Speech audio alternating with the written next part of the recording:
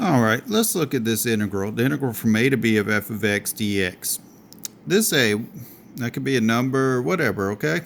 We're going to call that our lower limit of integration, lower limit of integration. This b, we're going to call our upper limit of integration, upper limit of integration.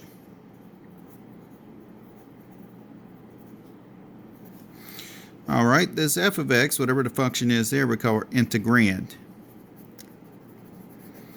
Now, this is called a definite integral because it has those limits of integration on it. What if we have an integral like this, where there are no limits of integration? Then that ends up being an indefinite integral. So definite with the limits of integration, indefinite, no limits of integration. All right, let's take a look at some more stuff from 5.5, okay?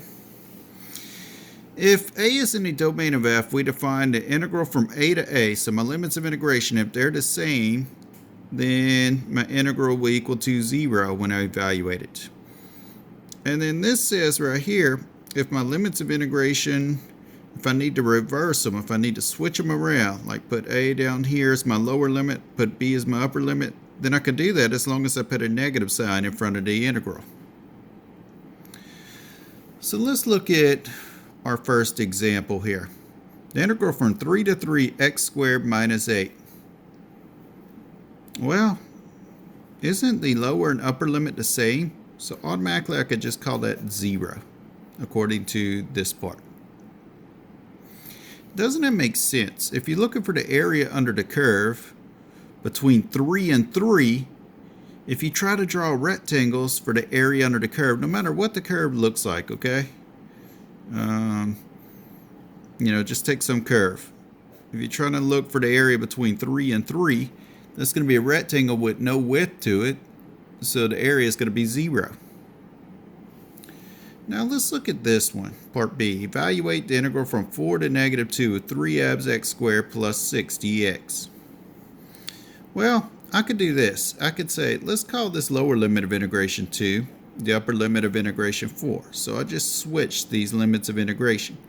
I could do that as long as I put a negative sign out front here.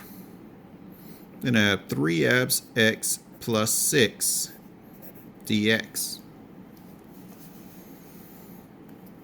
Now, we actually did this part right here without the negative sign earlier, and we came up with 45. So now it would be a negative 45. All right. So to just sum up what we said, if I'm evaluating an integral with the same lower limit and upper limit of integration, I could just call that 0.